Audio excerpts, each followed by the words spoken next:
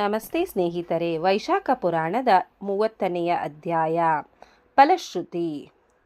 ವಸುದೇವಸುತಂ ವಂದೇ ಕಂಸಚಾಣೂರ ಮರ್ದನಂ ದೇವಕೀ ಪರಮಾನಂದಂ ಕೃಷ್ಣ ಸೇವೆ ಜಗದ್ಗುರುಂ. ಶ್ರುತದೇವನು ವೈಶಾಖ ಮಾಸ ಮಹಾತ್ಮೆಯನ್ನು ಸಂಪೂರ್ಣವಾಗಿ ತಿಳಿಸಿ ಈ ಮಾಸದ ಶುಕ್ಲ ಪಕ್ಷದ ತ್ರಯೋದಶಿ, ಚತುರ್ದಶಿ ಮತ್ತು ಹುಣ್ಣಿಮೆಗಳು ಅಂತ್ಯ ಪುಷ್ಕರಣಿ ಎಂದು ಪ್ರಸಿದ್ಧವಾಗಿ ಅನಂತ ಫಲದಾಯಕವೆನ್ನುತ್ತಾರೆ.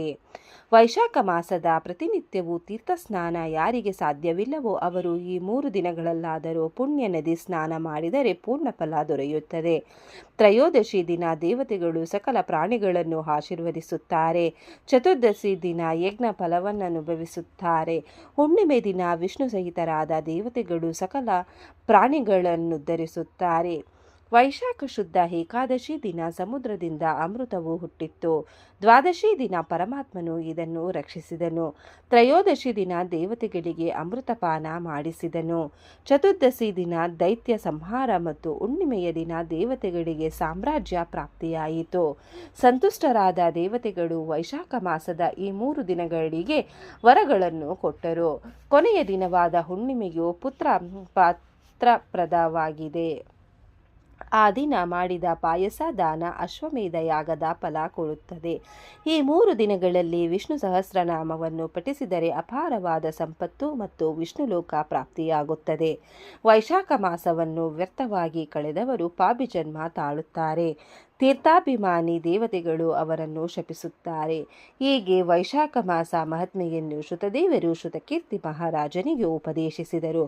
ಮಹಾರಾಜನು ಅವರನ್ನು ಅಪಾರವಾಗಿ ಸತ್ಕರಿಸಿದರು.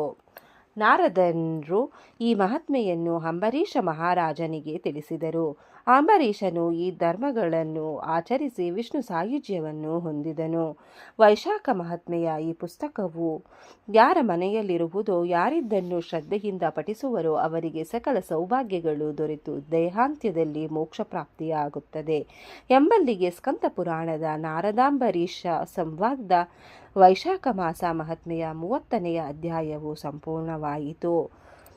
ಭದ್ರಂ ಶುಭಂ ಮಂಗಳಂ.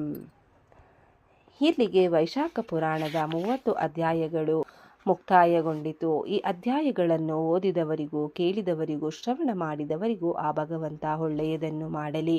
ಓಂ ನಮೋ ಭಗವತೆ ವಾಸುದೇವಾಯ ನಮಃ. ಧನ್ಯವಾದಗಳು ಸ್ನೇಹಿತರೆ. ವಿಡಿಯೋ ನೋಡಿಕ್ಕೆ ಎಲ್ಲರಿಗೂ ಧನ್ಯವಾದಗಳು. ನಿಮಗೆ ಈ ವಿಡಿಯೋ ಇಷ್ಟ ಆಗಿದ್ರೆ ಪ್ಲೀಸ್ ಒಂದು ಲೈಕ್ ಮಾಡಿ. ನೆಕ್ಸ್ಟ್ ಇನ್ನು ಜಾಸ್ತಿ ವಿಡಿಯೋ ಹಾಕ್ತೀವಿ.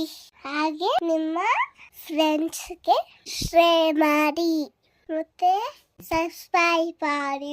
Thank you very much.